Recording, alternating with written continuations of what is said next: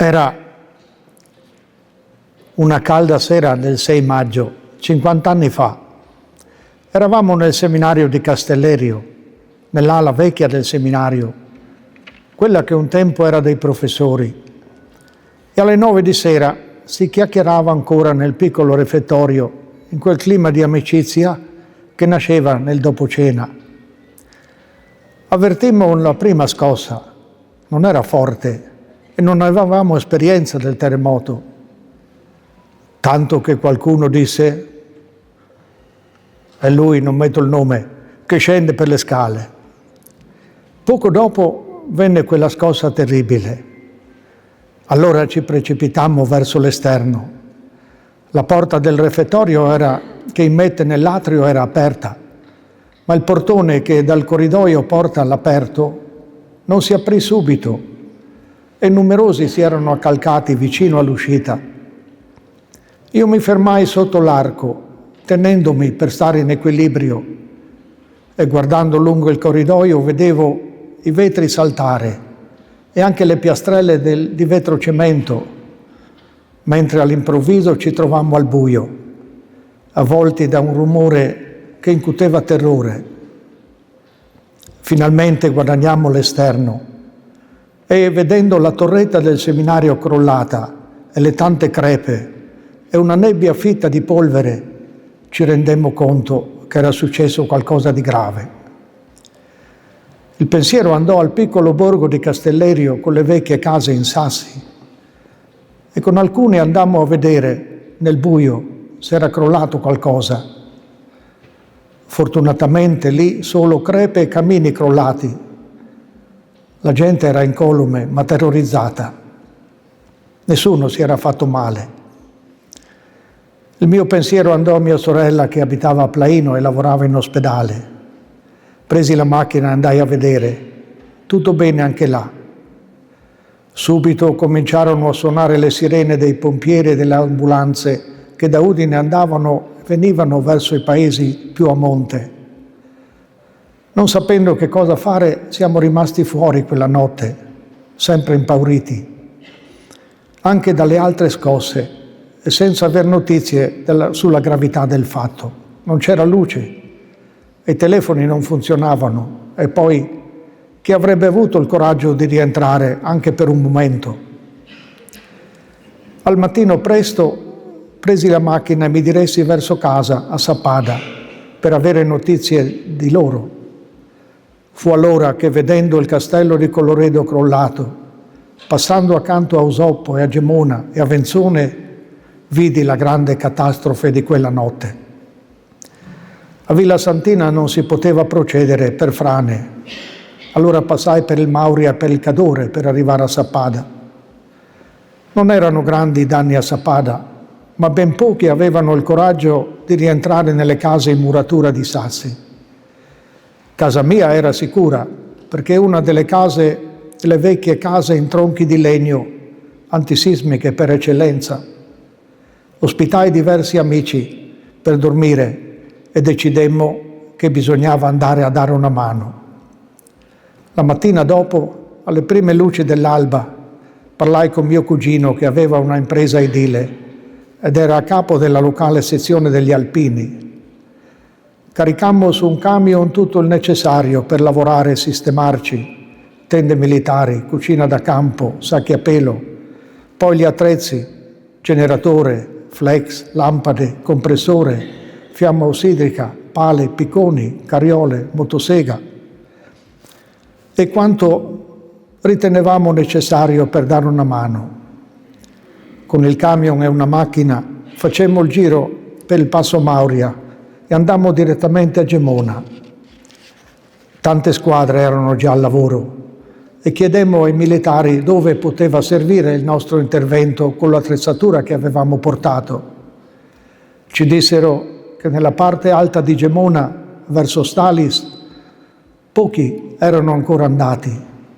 Sistemate le cose in un prato, iniziamo a rimuovere macerie dove ci indicavano che presumibilmente c'erano sotto persone. Lavorammo 5 giorni portando alla luce diverse salme. Nessuno più tra i feriti avevamo trovato. Accompagnavamo ogni salma con un momento di preghiera e per quel che era possibile con qualche parola di incoraggiamento verso parenti e amici. Poi, visto che erano veramente numerosi gli aiuti giunti da ogni dove, dopo aver lasciato quello che poteva servire come attrezzi, tornammo a casa, anche perché in quei giorni avevamo dormito quasi niente e c'era bisogno di riposare. Comprammo una vitella sopravvissuta al crollo della stalla e tornammo a casa. Quella vitella pascolava per anni vicino al rifugio Sorgenti del Piave, di proprietà di mio cugino, e il suo nome era Terremoto. A Sappada c'era paura di entrare nelle chiese e si utilizzava solo il santuario della Regina della Pace, una struttura nuova in cemento armato. Poi ripresi il contatto con il seminario. Castellerio non era più agibile, scuola ed esami erano sospesi e chi poteva era invitato ad andare a dare una mano. Iniziava il recupero delle opere delle chiese crollate e gravemente danneggiate. Il seminario di Udine divenne un deposito. Sarebbe da lì a poco iniziato il grande lavoro di restauro e catalogazione che in seguito trovò a Villa Manin la sua scuola e il suo centro, sotto la direzione del professor Monsignor Giancarlo Menis e dei suoi collaboratori. Poi tornai a Sappada d'estate dovevo lavorare, perché mio padre era morto da 1 anno e i fratelli più piccoli avevano bisogno. Lavoravo con altri 4 nel bosco, il mio mestiere di allora.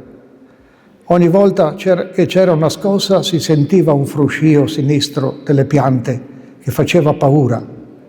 Lo ricordo ancora nelle orecchie e il pensiero andava alle zone gravemente colpite. Il fine settimana continuavamo ad alimentare contatti e aiuti con le zone più colpite dal terremoto, specialmente quando il tempo cambiò e a quei giorni di caldo seguirono le piogge abbondanti. Poi in settembre ripresero i contatti con il seminario e mentre tornavo da Udine in corriera, vicino a Venzone, ci fu quell'altra terribile scossa, quella che infierì molto sul morale delle popolazioni che vedevano nuovamente danneggiato quanto con aiuti e volontariato avevano riparato. Ricordo che la corriera sbandò non poco e dal finestrino vedevo la gente che correva atterrita, mentre dalle montagne scendevano frane con nuvole di polvere. L'autista fermò per un qualche minuto per poi procedere. Un silenzio grande era sceso tra i passeggeri e qualcuno piangeva. Io in silenzio pregavo. Poi in ottobre ripresero le scuole e gli esami in seminario a Udine, ma dedicavamo tanto tempo alle esigenze delle chiese colpite, della comunità colpite dal terremoto. Anche la catechesi nelle parrocchie riprese, ma nulla era come prima. Questo evento aveva sconvolto ogni cosa. Era al centro della preghiera, degli impegni concreti, della riflessione sul senso di quanto era accaduto, con uno sguardo di fede. Adoperavamo i locali più sicuri per gli incontri e per le celebrazioni, ma la paura c'era sempre. Di lì a poco iniziai la mia esperienza pastorale ancora come chierico ad Ampezzo, con Monsignor Pietro Brollo, assieme a Marco Visentini. Anche lì la chiesa di Voltois era crollata e dovettero finire di demolirla. Le altre chiese non erano sicure, molte case non erano agibili e cominciava il tempo della provvisorietà nelle prime baracche. La canonica, da poco ristrutturata, per fortuna diventò il centro dell'attività pastorale, soprattutto con i giovani.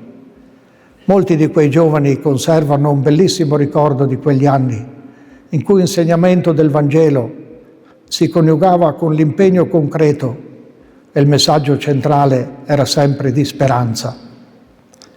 Dalla paura e dalla precarietà sorgeva un grande insegnamento di un aiuto verso chi aveva bisogno di condivisione e di apertura verso il futuro.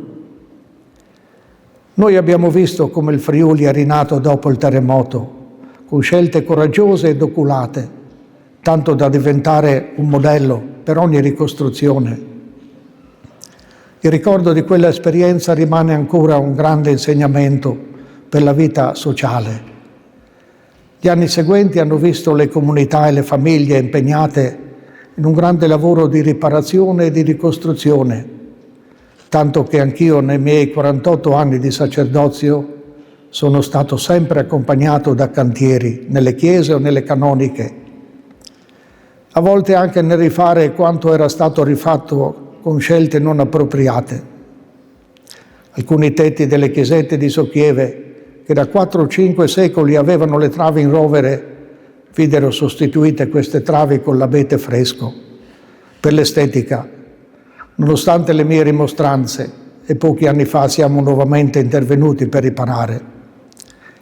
Nel ricordo del terremoto rimangono alcuni grandi insegnamenti nella mia esperienza. Il senso di libertà di fronte a quanto riteniamo scontato.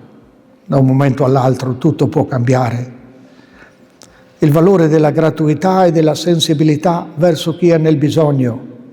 Grande è stata la lezione della solidarietà, la bellezza della condivisione e del done. Ricordavamo ogni tanto, è proprio vero come ci ricorda la parola di Dio, c'è più gioia nel dare che nel ricevere. Grazie Don Pietro.